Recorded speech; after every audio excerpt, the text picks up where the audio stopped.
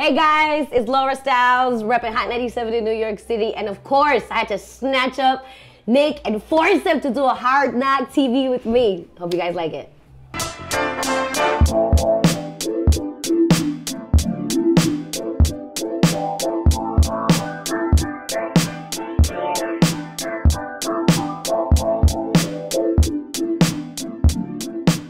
Welcome to another edition of Hard Knock TV. What is up? Hi, give me a high five. It's so nice to see you on the East Coast. So good to see you. I feel like last time we saw each other was a couple of years ago. Yes. It was in LA.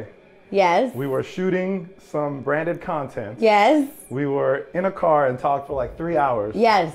All of that is true. And I love that conversation so much that I was like, all right, we got to capture some of that content for Hard Knock. Like you said, we have these really dope conversations like with each other when we catch up, when we disconnect from being like regular on camera stuff, right? But why is it that we don't seem to like capture more of these conversations? I think everybody's concerned with like being cool or being like professional or like not showing too much vulnerability, where it's like everybody kind of like sticks to the script. Right. But it's like, this is more of like two people kicking it on the couch talking about some real shit. I love that. So on that note, let's take it back. I feel like I didn't really know that much about like your history before you got into radio. You actually grew up in LA. Yes, I did. Tell me, how did you go from LA to being the queen of New York radio? I mean, there's a couple of queens on the radio. I'm definitely not the queen, okay? To me, you're the queen. I know there's a few on the radio. Definitely not the queen. I'm not trying to start no radio drama. I grew up in Mid-City and in Hollywood, right? And I grew up going to, you know, all the underground parties and just being a girl that loved hip hop. Like, my parents are from Guatemala, and my first real connection with being an American was hip hop. That's, you know, like all of our stories as immigrants, like that was the one thing that united us, right? And I fell in love with it and the art, and I was like, damn it, I wish I could rap, but I couldn't rap, and I wish I could break dance, and I couldn't really do graffiti. I really wanted to DJ, but my mom was not gonna help me buy a turntable or vinyl, which was like, what, $10 a pop at that time? So I was kind of screwed in all aspects of it, but I loved it. So I was doing everything that I could. I was so obsessed with the culture. I was doing everything that I could just to feel like I was a part of it.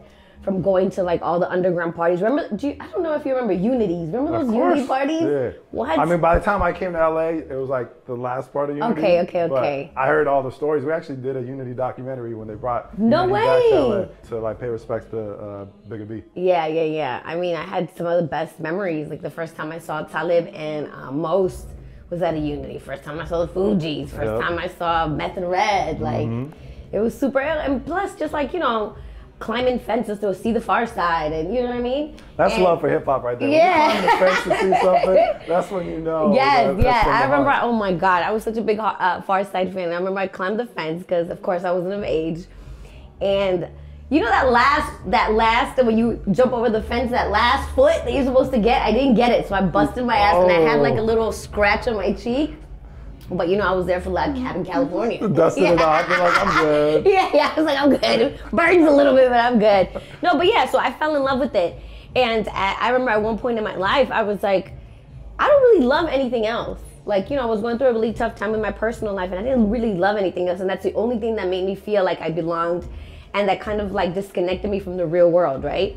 So I was like, I would go to parties and I would tell my friends who were DJs, I was like, yo, let me get on the mic. Let me just say something. Let me just introduce you. And they would be like, shut up, no way, you know? But I guess they liked the fact that I was like this young kid eager to say something. How old were you at that time? I'm like 16, like, maybe. Couldn't even get into the club. No, I was always sneaking in everywhere, like everywhere. And then, you know, there's one of my friends who passed away, and he used to do this party at the Root Down. His name was DJ Dusk. R.I.P. Yeah, and he Legend was like, in LA. And I remember he used to be like, all right, I'm gonna let you say some stuff. He's like, Laura, but then you gotta get off the stage. I'm like, fine. So he would just let me do little things, and I was just in love with it. So eventually I started like listening, of course, to like the Wake Up Show, and I was like, who's Carmelita, you know? And then shout out to the Wake Up Show. I would stay on Friday nights to listen to the Wake Up Show. That's how much I love it. And then I was with one hand on record. It was like a set time, and I would just be like waiting until like all the people that would come through and like drop freestyles and stuff. I'd be like, all right, I'm gonna record. And it was just so, it just looked like so much fun, and it was so exciting and so raw. And then I was like, all right, cool. So I would listen to like regular FM radio and hear like Nautica de la Cruz come on, and I would be like, I can do that. like I can do what she's doing. Like she gets to play records and just talk. Like what? You get paid for this? So I just became obsessed with it. And there was like a local AM station in LA. I don't even remember what it was, but I remember I lied about my age. I went in there and I auditioned and I worked there for about like 5 days until they found out that I was a phony, and I didn't have proper, like none of my paperwork was straight. So the guy was like, well, come back when you're 18. So I'm like. So you're actually on air? I did like 2 shows and my mom still has the white cassette tapes. What? Yeah, it's so crazy, yeah. That's where my obsession became. And then, you go through your tough times in life where I was like, my neighborhood was really gang infested and, a lot of people around me were dying, and they were getting shot. And I was just like, I just can't do this anymore. And I just made a decision to buy a one-way ticket. I was like, okay, well, the #1 market for radio is New York. And I was like, I'm going to go to New York and I'm just going to be on the radio in New York. And I just said it like that. And everybody was like laughing at me and being like, are you crazy? And then I was doing my research and I remember being like, damn, Angie Martinez, that's me. Like, she could be my friend. Like, she just made me feel like I could do it too. Mm-hmm. So I bought a one-way ticket and then I had like $1,000 saved, which is nothing in New York. And I just hustled it. I came and my dad stopped talking to me for like a year. And I had one friend here and, I enrolled myself in school. I got financial aid so I get more money in my pocket and worked like 3 jobs until I got an internship.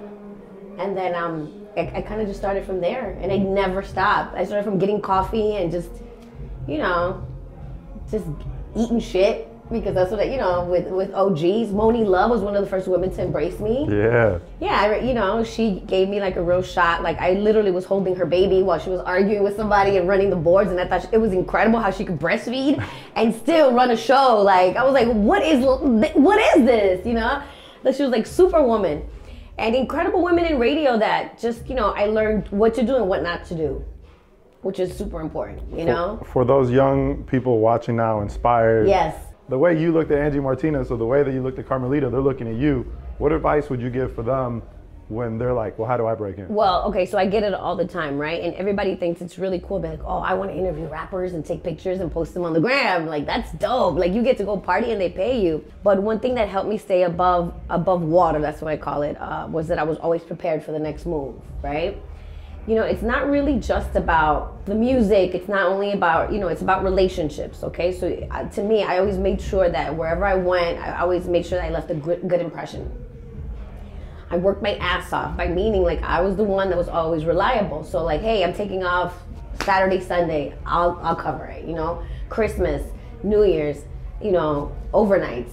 Yep. Like all the stuff that nobody wanted to do, I would be the one to pick it up. So eventually, like, okay, they noticed, hey, Laura's been doing all of the shitty shifts. Can I curse? Yeah. All the shitty shifts, so give her a shot, And I just pretty much was ready to do whatever it took.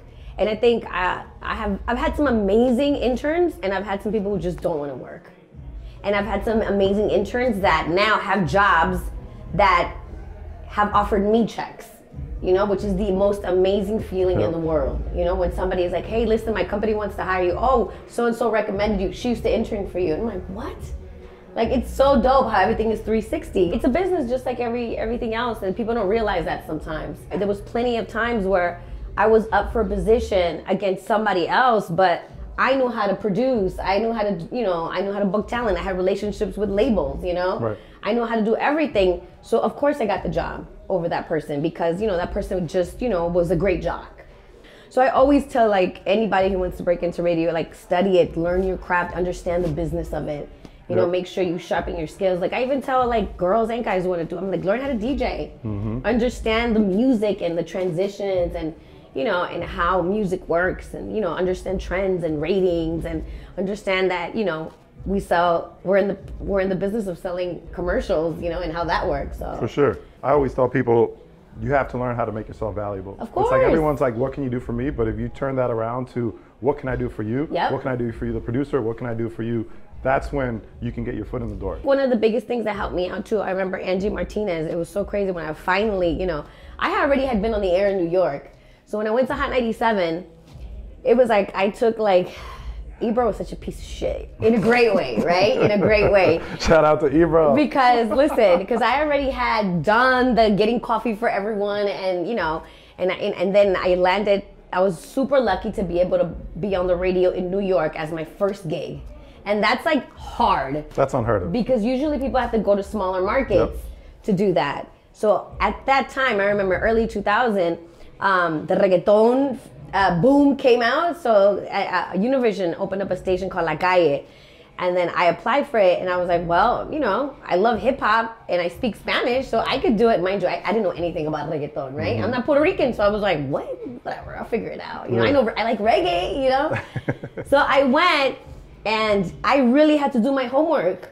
But it was beautiful because, you know, I was there at the beginning of like De La Ghetto and Daddy Yankee and Don Omar and Evie Queen, and it was this beautiful underground movement that was getting like light for the first time in commercial radio in New York. Yep. So, I mean, that turned into me hosting concerts in Madison Square Garden that were like sold 360 stages, you know, which was like surreal to me. Like, I cannot believe I'm doing this, you know? Back to saying Ebro's a piece of shit. So I'm already like living, right? Thinking I'm on billboards already. I'm like, wow, like I made it. So now, you know, stations flip. So I was like, I want to work at Hot 97. That's my dream job. And he was the PD at the time. So I go for an interview and he's like, I don't need you. He was just like, I don't have any room for you. You're cool, but what can you do for me that I already have my staff? So I was there like, but, you know? So he's like, all right, well, I'll let you do some YouTube interviews if you want. And, you know, and I was like, oh, like, what? But sometimes you have to Shout out to YouTube interviews. Yes, right? Back then I was like, what the hell, YouTube? I want to be on the air, right? Little do we know that that's going to be our main platform. Mm-hmm. And I was like, all right, because sometimes in your career you have to take a few steps back to take like a giant step forward, right? Mm-hmm. So I did it, and I ended up producing for Angie Martinez, you know? And it was a beautiful thing because with Angie, I was really honest, and I was like, Angie, this is the new shit right here. This is what we need to be doing. And she trusted me, you know. I was like very passionate about it. And I would, you know, always, like you said, always doing for her, what can I do to make her program even better than it is? Mm-hmm. And to the point where I would be like, you need to put on some lipstick here. I have it, you know. And she appreciated it so much. And I think that's what really helped me out. My passion to help other people too. You know, I feel like if my team is winning, I'm winning. For sure. So. You brought up reggaeton, which actually brings me to a tangent conversation, which is, I've actually been thinking a lot about this in the last year, about the lack of Latinos in hip hop. Yeah.